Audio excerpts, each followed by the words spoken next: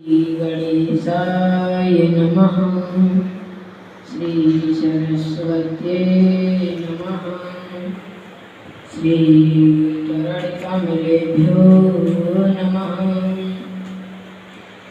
ध्येयं सदा परिभवग्नामभीष्टदोहं तीर्थास्पदं शिवविरञ्चे नूतं शरण्यं प्रत्यार्तिहं प्रतिपाले भवादिभूतं वन्दे महापुरुषते चरणारविन्दं। नारायणं नमस्कृत्य नरं चैव नरोत्तमं देवीं सरस्वतीं व्यासं ततो जयमुदीरये। जय जय श्री राधारमण जय जय नवल किशोर जय गोपीचित चोर प्रभु जय जय माखन चोर। राधे मेरी मात है पिता मेरे घनश्याम, इन दोनों के चरणों में मेरा बारंबार प्रणाम। बोले वृंदावन माँ के हरि लाल की जय हो, राधा रानी सरकार की जय हो। आज की परम मंगलमयी कथा में प्रवेश करने से पूर्व को मेरा तो श्याम से नाता है, मेरा तो श्याम से नाता है। मेरा तो श्याम से नाता है।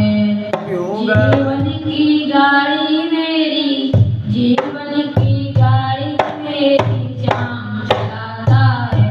क्यों घबराऊं मैं, मेरा तो श्याम से नाता है। क्यों घबराऊं मैं, मेरा तो श्याम से नाता है। घबराऊं मैं, मेरा तो श्याम से नाता है। क्यों घबराऊं मैं, मेरा तो श्याम से नाता है। जब जब मुझको पड़ती है दरकार,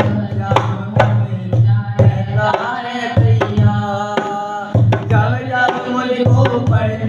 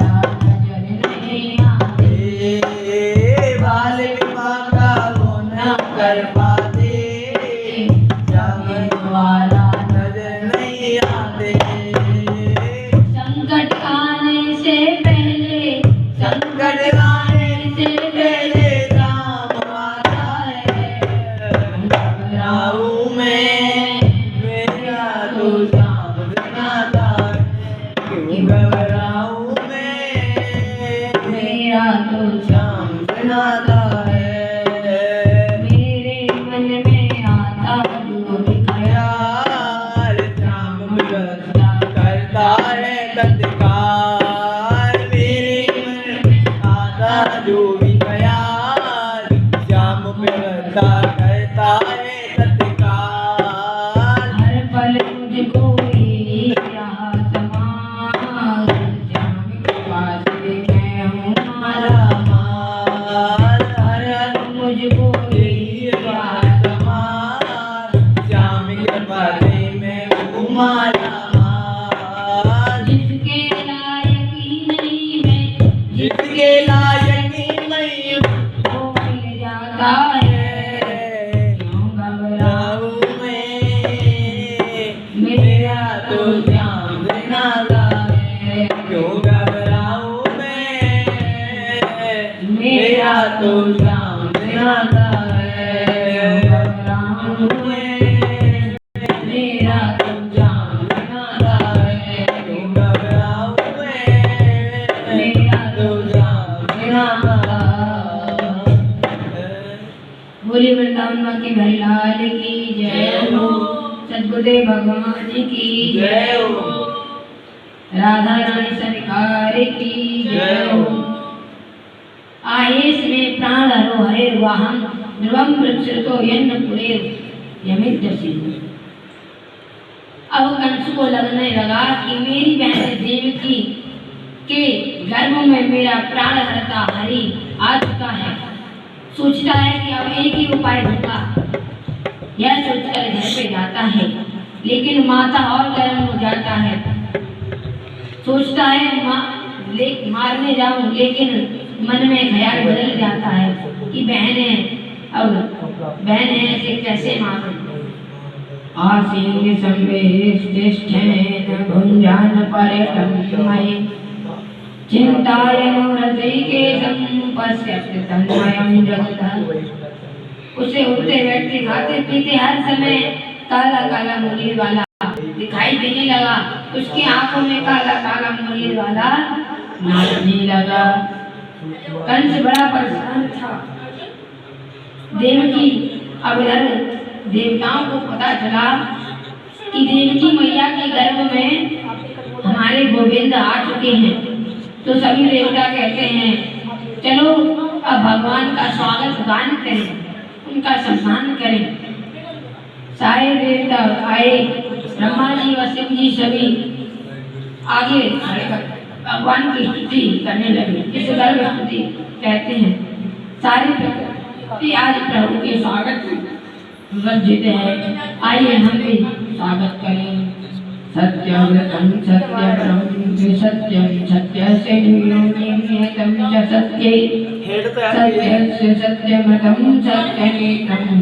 सत्य काल सत्य हो, आप ही भूतकाल भविष्य काल और वर्तमान काल को जानने वाले हो।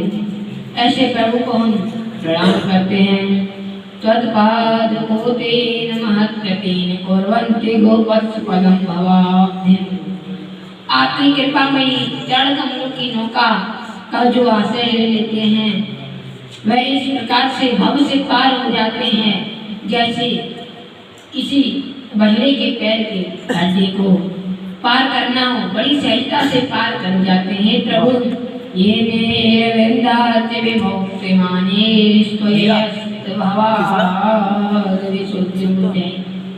हे प्रभु, हे वृंदाच, जो प्राणी अभी मुक्त नहीं हुए हैं, अपने आप को मुक्ति मान बैठे हैं, अपने आप को ब्रह्मा मान बैठे हैं, मुक्त हो नहीं पाए और मुक्तिमान अपने आप को मान बैठे हैं, तो वह ऊपर तक तो चढ़ते हैं, लेकिन जैसे ही ऊपर पहुंचते हैं, ऊपर पहुंचने से पैर फिसला और ऊपर से धड़ाम से नीचे गिरते हैं, धूल से चाट जाते हैं, लेकिन कभी प्रभु को पा नहीं पाते। और जो आपके चरणों से आपके भक्त हैं, जो आप अपने ऊपर ही आपको ही सब कुछ मानते हैं। जैसे कुछ लोग परिक्रमा लगाने गए, ब्रज की 7 कोस की परिक्रमा लगाई, जब परिक्रमा हुई तो सभी आकर बैठ गए कि अब एक कदम भी नहीं चला जाता, बहुत थक गए हैं। उधर एक बच्चा भी था, उसने भी परिक्रमा लगाई थी, लेकिन बच्चा हंस रहा था, कूद रहा था, बहुत आनंद कर रहा था। तब किसी ने जाकर पूछा, क्यों बेटा तुमने परिक्रमा लगाई है तो तुम्हें थकान क्यों नहीं हो रही? बालक बोला, हमने परिक्रमा तो लगाई है, लेकिन अपने पिताजी के कंधे पर बैठ के लगाई है, इसीलिए हमको दर्द नहीं हो रहा। इसी प्रकार जो अपने दम पर चलते हैं उनको गिरना भी पड़ता है, थकान भी होती है, लेकिन जो भगवान के कंधों पर बैठकर चलता है वह साक्षात प्रभु का भक्त ही होता है। गोस्वामी जी ने भी मानस में यही बात की है, जय ज्ञान मान विमत तब भव हरिणी भक्ति नादरी, ते पाई शिव सुर दुर्लभ पदार्थ के परत हम देखत हरि। हरि जो ज्ञान के अभिमान में उन्मत्त होकर भव का हरण करने वाले भक्ति का आदर छोड़ देते हैं, उन ज्ञानाभिमानियों को ब्रह्मलोक को के पद प्राप्त होने के बाद भी नीचे गिरते हुए हमने देखा है। इस प्रकार सभी देवताओं ने भगवान की स्तुति करी। अब कहते हैं कि भगवान को पाने के लिए सबसे पहले भगवान की कथा श्रवण करो, और यदि कोई सुनाने वाला ना मिले तो खुद सुनो, और यदि सुनाने वाला और सुनने वाला ना मिले तो भगवान का चिंतन करो, स्मरण करो। अप्रयंत तिष्ठेत व्यापारमैश्वर्यं साप्रयत्नेश्चित्त त्यागो चिंतनम।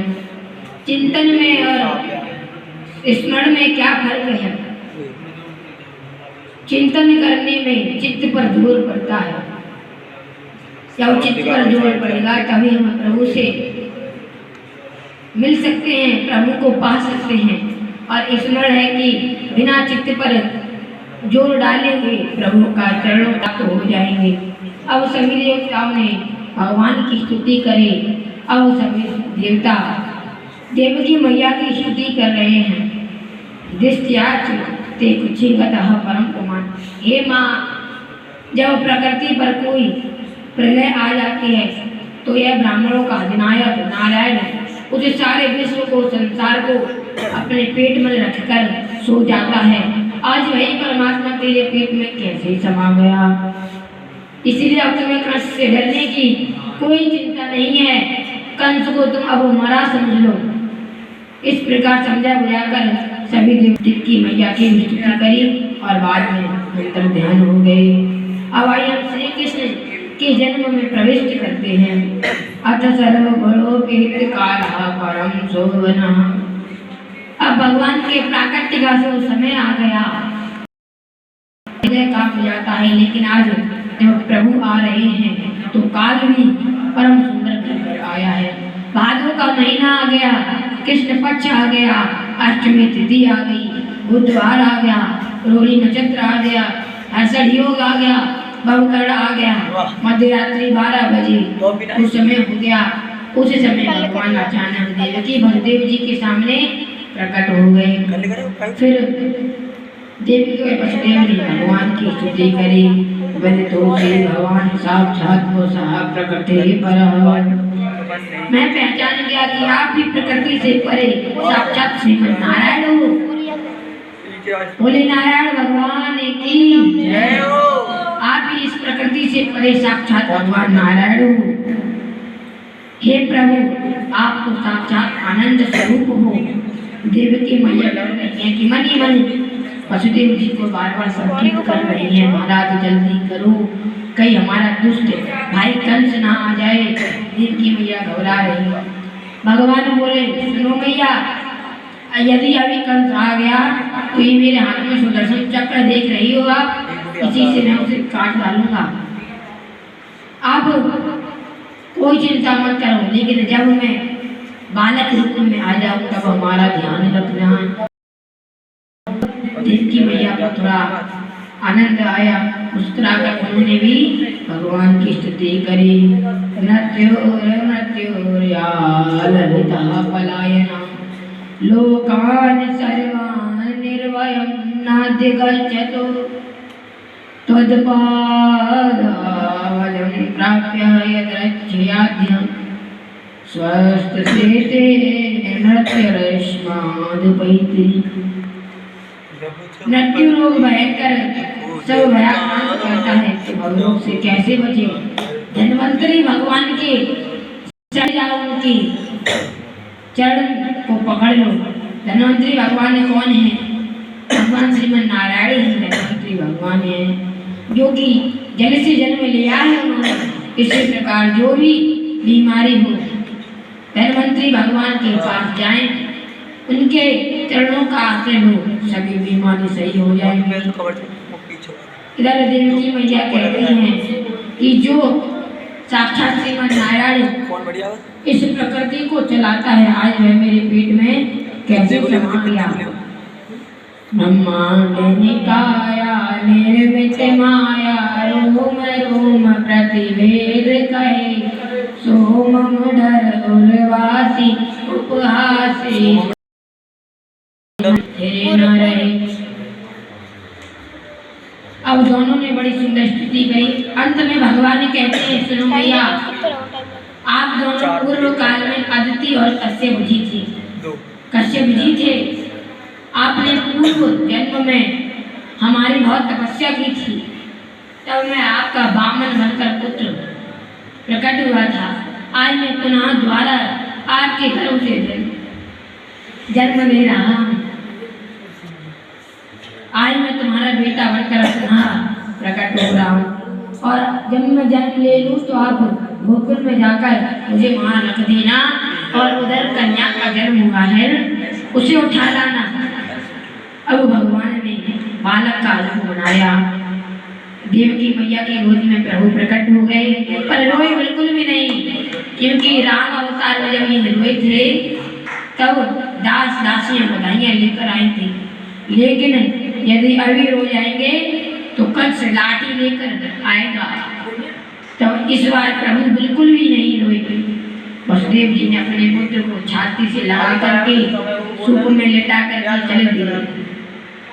अब जैसे ही वसुदेव जी पुत्र को बाहर लेकर आए, दरवाजे खुलने लगे, हथकड़ियां खुल गई, सभी पैरदार खटखटाते मारकर सो रहे हैं।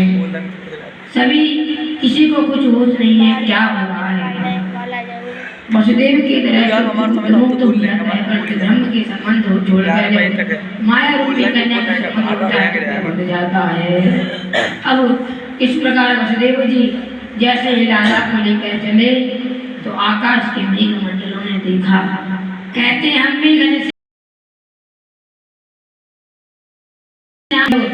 दोनों एक ही नाम से हैं, तो अब हमारे प्रभु आ रहे हैं, तो अब उनकी स्वागत किया जाए। तब मेघमंडल ने सोचा हमारे पास ना पुष्प है ना सत्य है, हम क्या चढ़ाए। भगवान की घोषणा है कि तुम्हारे पास जो है वह हमें दो। तब मेघमंडल ने कहा हमारे पास तो जल है। उन्होंने कहा हमारे पास जल है, हम तो यही दे सकते हैं। बारिश होना प्रारंभ कर दिया। प्रभु मंद मंद हंसते हुए जा रहे हैं। इधर यमुना महारानी को पता चला कि हमारे प्रभु आ रहे, तो कहा हमारे प्रभु आ रहे तो ऐसे बिल्कुल नहीं जाने दूंगी, आए तो चरण स्पर्श करके ही रहूंगी, चरण स्पर्श करके ही रहूंगी। अब जैसे ही वसुदेव जी लाला को लेकर यमुना नदी में प्रवेश हुए, कि जो यमुना नदी अभी तक घुटुओं तक आ रही थी, अब है उनके कंठ तक आ गई। वसुदेव जी डूबे जा रहे हैं। भगवान सोच रहे हैं महारानी हमारे पैर छूने के लिए बड़ी उतावली हैं, लेकिन इन्होंने थोड़ा सा और जल ऊपर किया हमारे पिताजी डूब जाएंगे। तब उन्होंने अपने उस सूप में से पैर लटका लिए। यमुना महारानी ने चरणों को स्पर्श किया।